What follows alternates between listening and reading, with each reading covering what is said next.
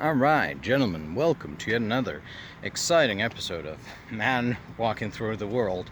And today we're going to have to talk about a very unpleasant subject, and that is Israel. As some of you may have noticed, Israel has bombed Damascus, has bombed the presidential palace in Damascus, and after waging war in Gaza, waging war in Lebanon, waging war in Iran, now Israel is once again waging war in Syria. And there's two reasons for that, for why Israel is waging this war against Syria. You could call them the personal and the political. The personal is that Benjamin Netanyahu is a corrupt piece of shit criminal who is under indictment for many crimes, incalculable amounts of crimes in Israel, and was, this is the interesting thing, was called away from court exactly as Israeli forces were bombing Syria, so he could oversee the situation. So it couldn't be any more on the nose than it is. The second reason, the political, is that right now the guiding ideology of the Israeli state is revisionist Zionism, where this is a completely nutso ideology cooked up by Jabotinsky. I forget his first name, but he's one of these, psycho Jewish supremacists. Yeah, so I really picked the spot where to talk about Israel and what a tin pot dictatorship is. And anyways, revisionist Zionism is the official ideology of Likud, which is Benjamin Netanyahu's party, who have been in power, for a very long time. Netanyahu is an Orban, Putin, Trump-style authoritarian who has gradually eroded away Israel's liberal and democratic institutions. He has corrupted the IDF more than it already was, and is basically using the Mossad as his own personal goon squad. Now, I don't want to lay all the blame on Netanyahu here. There's definitely plenty of blame to go around throughout Israeli society, not least in the intelligence agents who accepted this role of personal goon squad for a tin pot dictator. But this is something that we're going to have to reckon with. Now, normally, I don't want to think about the Middle East. It's if the Middle East were an anime series, right, I would have lost interest 100 years ago. There has been no new developments since the T. Lawrence saga. Nothing good, nothing fun has been happening. And there hasn't even been comic relief ever since they killed off the Saddam character. So, my advice to people is just to download the first season, which is the T. Lawrence saga, and just leave it at that. If you want to laugh, just watch clips from the Saddam saga on YouTube, because they got some funny moments there. But the problem is, right, Israel is not just part of the Middle East. Israel is also part of the Mediterranean basin, right? It's on the Mediterranean Sea, and it borders Egypt. Egypt is, of course, a very important part of the Mediterranean. Egypt controls the Suez Canal, and in certain ways, like Americans are always complaining, we send all this money to defend, they complain about Europe, they never complain about Israel, even though the price tag for Israel is astronomical.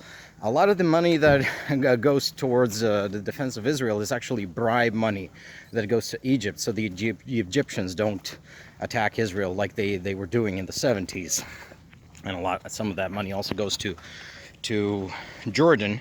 Now, that's important. The second reason this is important for Europe is because, we just barely stabilized Syria. When we, Jolani overthrew Assad, and now Assad is no longer a problem, and Syria was finally starting to stabilize. European governments were negotiating with the Al Jolani government in Damascus to basically return Syrian refugees. Syrian refugees have, of course, caused no end of disruption in Europe ever since they were accepted in 2015, ever since the Syrian civil war it just started raging so badly that millions of people were displaced.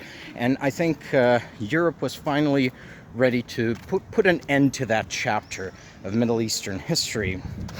But now Israel is going to ruin that by waging this war on Syria. And of course, Israel has been bombing targets in Syria before, but it was always, let's call it sub-threshold. But now they're bombing the presidential palace. They're trying to kill Jolani, I suppose. And this is really just transparently because Netanyahu wants to keep out of prison because he's a criminal piece of shit willing to drag his country into 10 different conflicts in order to stay out of prison. He feels impunity because he has the backing of the psychotic orange toddler in the White House in America, and because there's an entire infrastructure behind him, personified in the Likud party, which has this insane messianic vision of Israel between the two rivers being the Nile and the Euphrates. And incidentally, those are the two blue streaks on the Israeli flag, the Nile and the Euphrates. This is a very old, very psychotic vision for the Jewish state. Now, Europe should be concerned because we do not want a rogue state waging war on all of its neighbors, knocking loose refugees, destabilizing the region, and endangering the Suez Canal and nearby Cyprus. And these are all of vital interest to Europe. I have said before that if Europe wants to have a degree of strategic independence, if we want to push the conflict away from Europe, we need to also control the Mediterranean shore, because seas are highways, they're not really barriers. The Mediterranean Sea is an inland sea, it's shallow, it's predictable.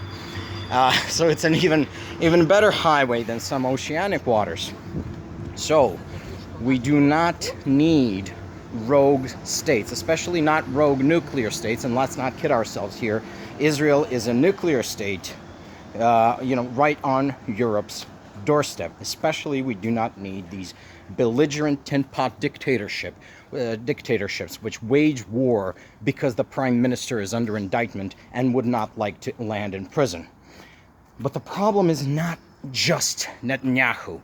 The problem is Likud. The problem is Likud. Likud believes that they could go to war with all their neighbors, thumb their nose at Europe, and that Russia or America or China is just going to have their back because, well, there's reasons why they believe that. It's not an entirely unfounded belief. But this is essentially, I think we should think of Likud as essentially a terrorist organization, not really different from ISIS, Al-Qaeda, or any of these other expansionist, warmongering entities which have this messianic religious vision about their authority to rule the entire region. That is Likud. That is Likud. So, if Europe is going to normalize its relations with Israel, if we're going to have peace in the Middle East, then Israel is going to have to be de-Likudized. And that would mean Israel would have to fulfill three requirements. Number one, Netanyahu's head on a fucking platter. That guy has to go. That guy has to go. He has committed too many crimes within Israel and without. He is just such a destabilizing influence on the region that this is like Assad. He is like Assad. He has to go. If he does not go, there can be no peace. Number two, Likud has to be disbanded, and the leadership will have to face some sort of justice for the way they have treated Israel as their own personal battering ram, as their own personal little ammunition in their insane crusade to take over the entire Middle East. And number three, Israel is going to have to find a modus vivendi with its neighbors, which does not rely on attacking all of them at the same time, or even one at the time. Israel's just going to have to stop knocking loose all these refugees that stream across Europe. In return, Europe here can give some pretty, good security guarantees to Israel. We could even just take over as the leash holders of Egypt and Jordan from the Americans. I hear the Americans are America first now. They're not interested in the world anymore. I'll believe that when I see it. I'll believe that when the bombs stop dropping on the Middle East. But for the time being, yeah, Europe needs Egypt for its own needs. We need to control the Suez Canal. And this gives us an interesting opportunity, right? If Israel were to refuse these demands, if Israel would refuse to de-Likudize itself, well, Europe controls Gibraltar, right? Gibraltar is, with UK. The other side of the strait is under Spanish control.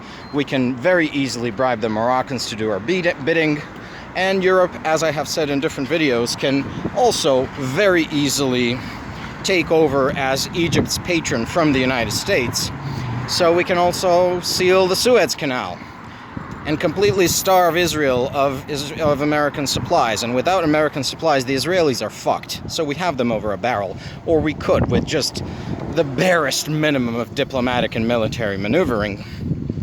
But that's not going to fix, because Likud is an insane party with an insane ideology and an insane criminal tin pot dictator, but they did not arise in a vacuum. It arose due to a drastic transformation of Israeli society due to the different birth rates between Ashkenazis, so European Jews, and Sephardic and Mizrahi, so Middle Eastern Jews, right? And so over time, as Israel became more Sephardic, it became more Middle Eastern, it became more Arab, it became a tin pot third world dictatorship.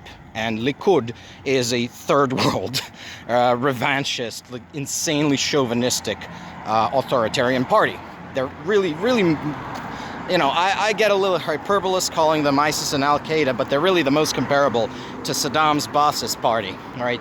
Not even Assad Ba'athist party, more like Saddam Ba'athist party. You know, but, you know, without Saddam's effortless charisma. So, I think the long-term solution for Israel would be for European and American Jews who are primarily Ashkenazi to actually make Aliyah to Israel and then be fruitful, multiply, and return Israel to its former status as a, I don't want to say quasi, but it is really it was sort of European country up until the 80s and 90s, you know, when the the crest of the demographic wave really just washed over Israel. So European and American Jews will have to, you know, insofar as they want to, and I think they really should want to make Israel a better place, a better country. You know, they should move to Israel and demographically transform the place once again. I realize this is going to be difficult. A lot of European and American Jews, you know, they've made life here. They don't speak Hebrew. Maybe they just have no patriotic feeling towards Israel. But why not? I mean, America is going to turn into a shithole anyways, right? And Europe, well, Europe has never really been all that welcoming to Jews, has it? So why not make Aliyah? Why not do the right thing? Why not fix Israel and bring down the mad beast in Tel Aviv, you know, this Likudian monster, and make Israel great again? Dear Lord, what the fuck am I saying? But yeah, that's what I suggest. I don't expect anyone to follow this advice, but it is what it is, I guess. Bye-bye, folks, and take care.